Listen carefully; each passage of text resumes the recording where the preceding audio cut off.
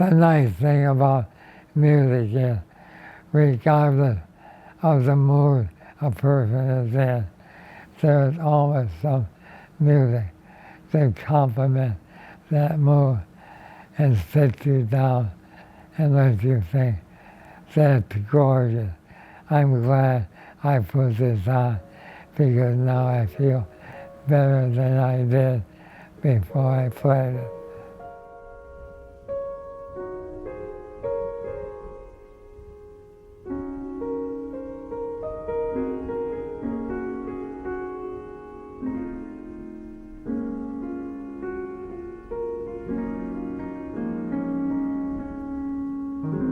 I fulfilled my dreams and thoughts on what it would take to reproduce music as perfectly as my ears wanted to hear.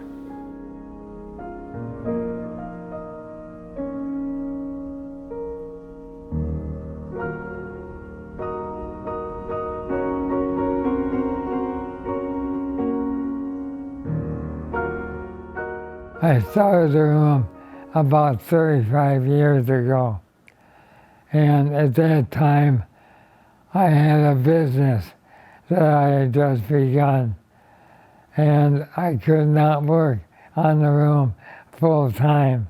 I did all of construction myself.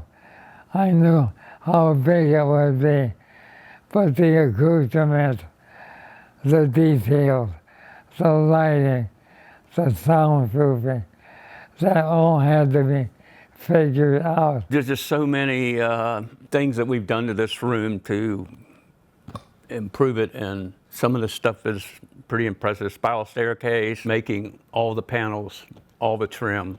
As far as the equipment, I designed and built all the loudspeakers. Nothing good happens fast.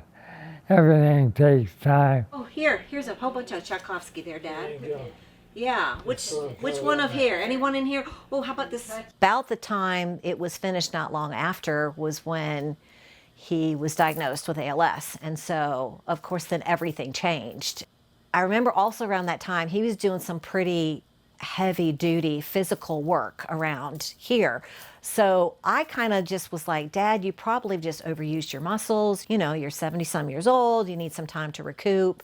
But then, you know, that had been going on for 4 or 5 months. And then he finally went to the doctor. All the microphones, tape machines, mixer, other recording gear I purchased, I've been selling off because I can't even put a reel of tape on a tape machine, much less press the dial to make a good recording. But that doesn't mean this is all in vain. I knew nothing about him except that he was really what everybody called a hard ass. He just walked up to me one Friday evening when I was in one of the rooms working by myself. He said, could I ask you a personal question? And I thought, uh-oh. He just said, well, I was just wondering if we could go out together and see if we're duds. And okay. I lived here for like 2 years and we were married in 95. So we've been here ever since.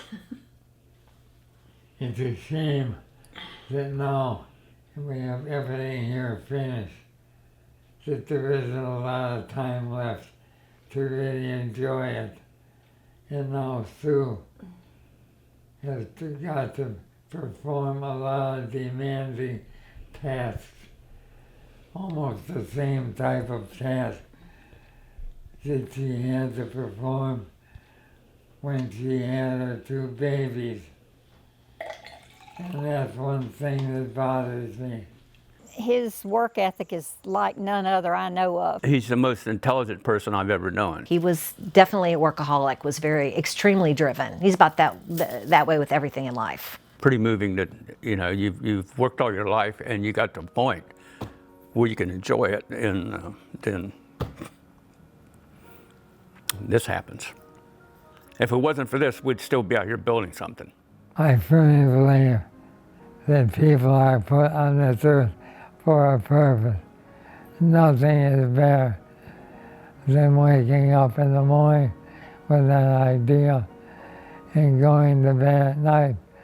Put your head down on the pillow and say, I'm happy I accomplished something. It's always fun to create something, not just open your wallet and buy it.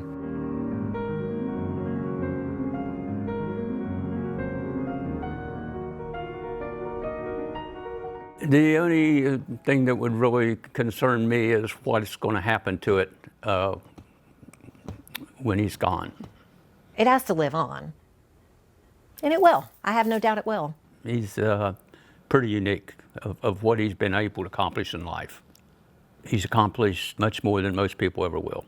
Everything I've done here, I've done from the thoughts within myself.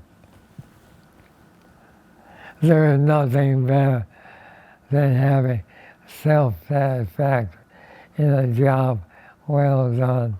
I think there's no reason for anybody with a little bit of ambition to accomplish something, to make his mark in life.